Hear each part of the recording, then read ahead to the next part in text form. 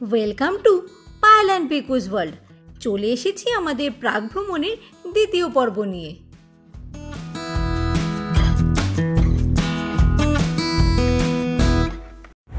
Good morning.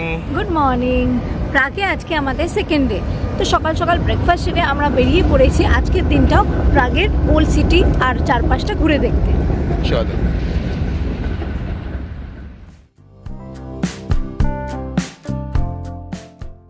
এই ট্রিপের first পার্টের ভিডিওটি দেখতে ভুলো না, কিন্তু ডেসক্রিপশনে তার লিংক দেওয়া আছে।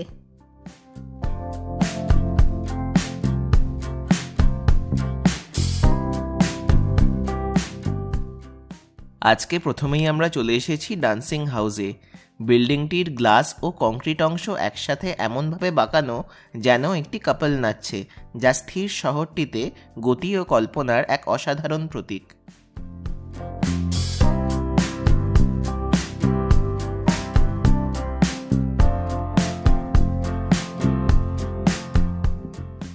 চলে এসেছি আমরা প্রাগের ওল্ড টাউন স্কোয়ারে। এটি ঘেরা রয়েছে রঙিন ব্যারক স্থাপত্য, গথিক চার্চ এবং ফেমাস অ্যাস্ট্রোনমিক্যাল ক্লক দিয়ে। এই স্কোয়ারটি 12th সেঞ্চুরি থেকে একটি বাজার এলাকা হিসেবে ব্যবহৃত হয়ে আসছে এবং আজও এটি একটি প্রাণবন্ত স্থান। প্রধান আকর্ষণের মধ্যে রয়েছে church of Our Lady before 10, old town hall এবং ইয়ান হুস মনিউমেন্ট।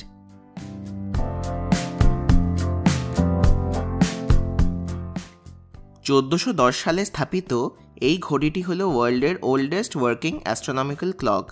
এই ঘড়িটি সূর্য, চাঁদ এবং রাশিচক্র অনুযায়ী সময় দেখায়। এই ক্লকে প্রতি ঘন্টায় একবার করে একটি দারুণ মেকানিক্যাল শো হয়।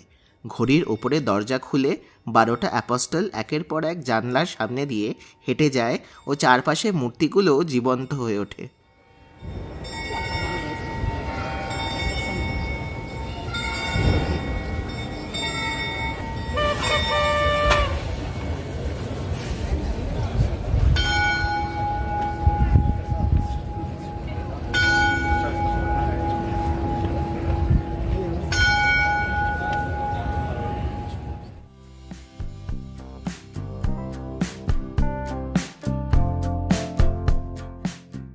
এবার আমরা উঠে যাচ্ছি অ্যাস্ট্রোনমিক্যাল ক্লকের টাওয়ারটিতে, যেখান থেকে পুরো শহরটি খুব সুন্দর প্যানোরামিক ভিউ দেখতে পাওয়া যায়।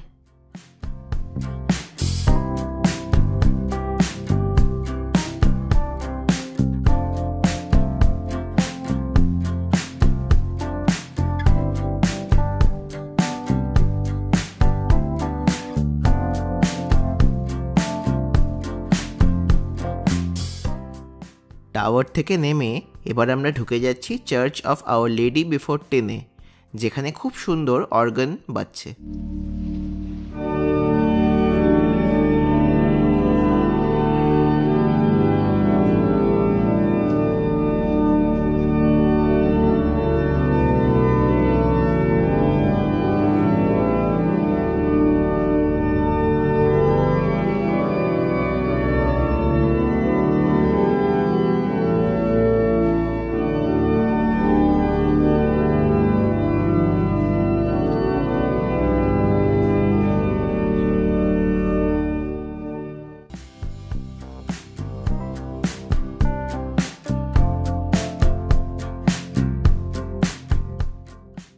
আগের ভিডিওতে তোমরা তো দেখেইছো ভালটাবা নদীর উপর আমাদের রোম্যান্টিক ক্রুজ।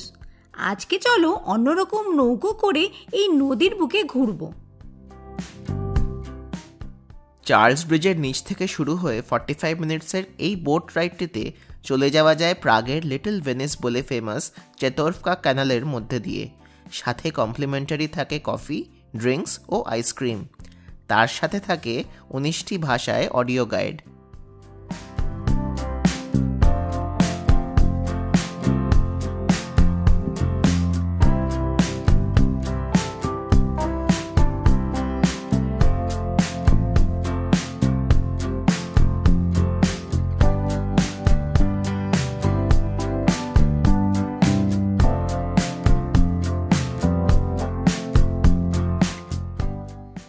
ভালটাবার শান্ত স্রোতে ভেসে চলা এই এক্সপিরিয়েন্সটি ছাড়া প্রাগ ভ্রমণ অসম্পূর্ণ।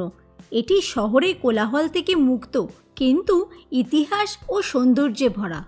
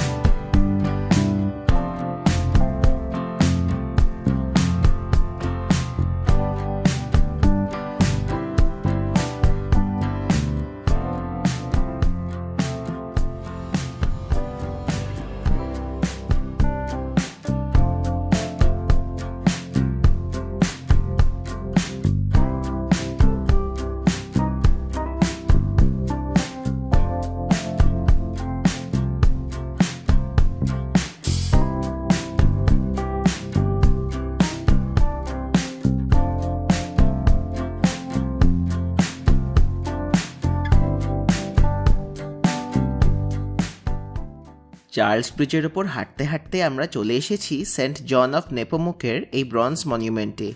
বিলিফ অনুযায়ী এই মনিউমেন্টকে স্পর্শ করলে নাকি মনের ইচ্ছে পূরণ হয় ও আবার প্রাগে ফিরে আসা যায়।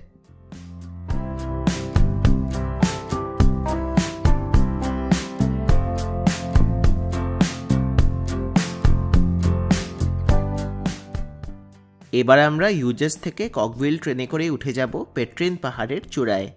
প্রতি 10 থেকে 15 মিনিটে এই ট্রেনটি ছাড়ে এবং পাবলিক ট্রান্সপোর্ট টিকিটেও এটিতে ট্রাভেল করা যায়। ট্রেনটি থেকে চারিদিকের খুব সুন্দর ভিউ এনজয় করা যায়।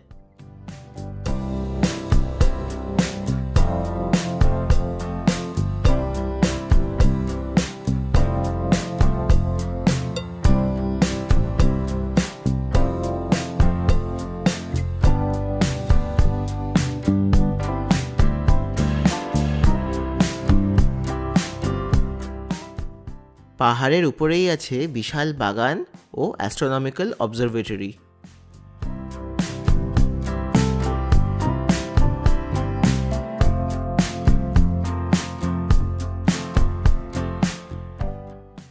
এই পেট্রিন লুকআউট টাওয়ারটি হল প্রাগের এক আইকনিক ল্যান্ডমার্ক।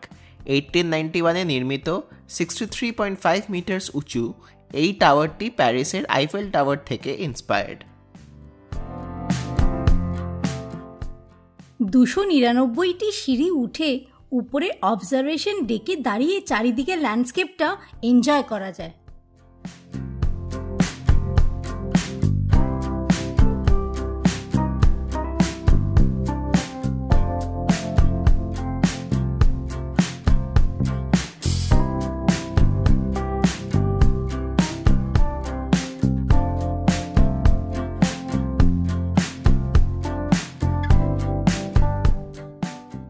প্রাগে আমাদের শেষ দিনের বিকেলে ঘুরতে এসেছি কাসেলের বাগানে।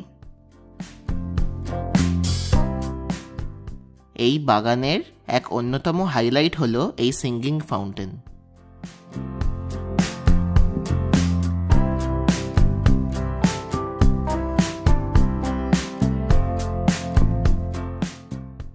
আমাদের সাথে সাথে এই ময়ূরটিও বাগানে ঘুরে বেড়াচ্ছে।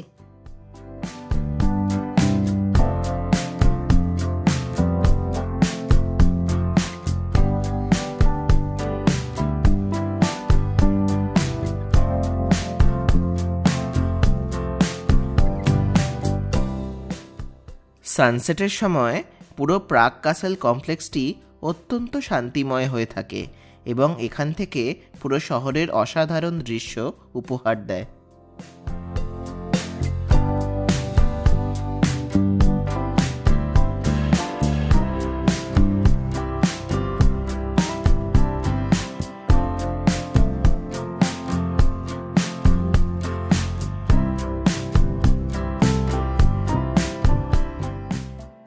প্রাগ ভ্রমণ আমাদের এইখানেই শেষ। এই শহর আমাদের মন জয় করে নিয়েছে। নদীর ধারে বসে আমরা চুপচাপ তাকিয়ে আছি। শহরের আলো ঝলমল করে উঠছে। প্রাগ কাসল ধীরে ধীরে আলোয় স্নাত হচ্ছে। যেতেই ইচ্ছে করছে না। এই শহরটি স্মৃতিতে নয়, হৃদয়ে জায়গা করে নিয়েছে। আজকের এই ভিডিওটি এইখানেই শেষ। দেখা হবে নেক্সট ব্লগে।